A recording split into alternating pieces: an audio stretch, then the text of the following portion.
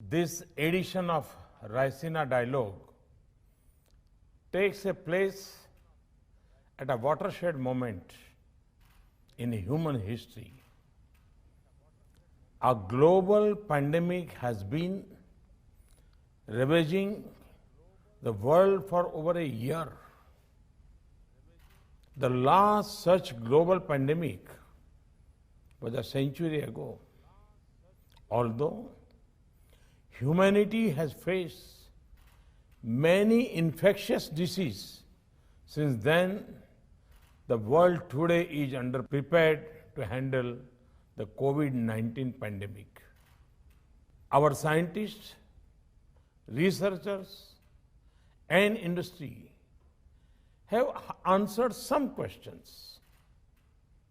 What is the virus? How does it spread? How can we slow it down? How do we make a vaccine? How do we administer vaccine at a scale and with speed? To these and many other such questions, many solutions have emerged. And no doubt, many more are yet to come.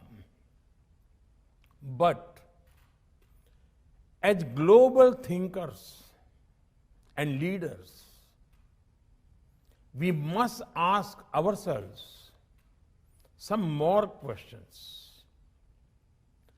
For over a year now, the best minds of our societies have been engaged in battling this pandemic. All the governments of the world, at all levels, are trying to contain and control this pandemic. Why did it come to this? Is it perhaps because in the race of economic development, the concern for welfare of humanity has been left behind? Is it perhaps because in the age of competition, the spirit of cooperation has been forgotten? The answer to such questions can be found in our recent past. Friends, the horrors of the First and Second World Wars compelled the emergence of a new world order. After the end of the Second World War, over the next few decades, many structures and institutions were created. But under the shadow of the two wars, they were aimed at answering only one question: how to prevent the Third World War. Today, I submit to you that this was the wrong question. As a result, all the steps taken were like treating a patient's symptoms without addressing the underlying causes. Or, to put it differently, all the steps taken were to prevent the last war, not the next one. In fact, while humanity had not faced the Third World War, the threat of violence has not reduced in people's lives. With a number of proxy wars and unending terror attacks, the prospect of violence is ever present. So, what would have been the right question? They could have included, why do we have famines and hunger? Why do we have poverty? Or most fundamentally, why can't we cooperate to address problems that threaten the entire humanity. I'm sure that if our thinking has been along such lines, very different solutions would have emerged. Friends, it is not too late even now. The mistakes and misdeeds of the past 7 decades need not constrain our thinking for the future. The COVID-19 pandemic has presented us an opportunity to reshape the world order, to reorient our thinking.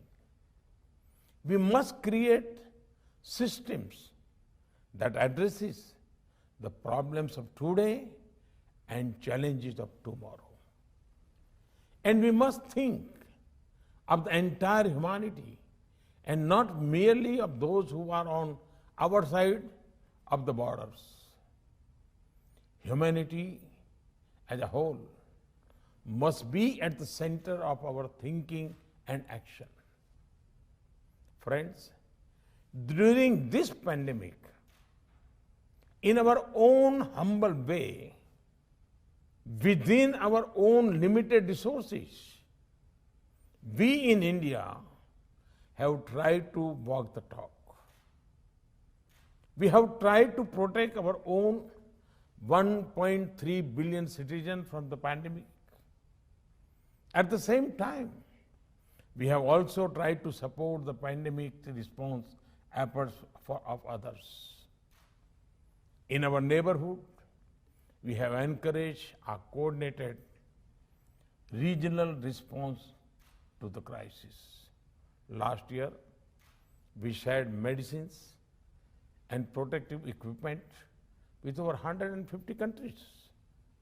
We understand fully that mankind will not defeat the pandemic unless all of us, everywhere, regardless of the color of our passports, come out of it. That is why this year, despite many constraints, we have supplied vaccine to over 80 countries. We know that the supplies have been modest. We know that the demands are huge. We know that it will be a long time before the entire humanity can be vaccinated. At the same time, we also know that hope matters. It matters as much to the citizens of the richest countries as it does to the less fortunate.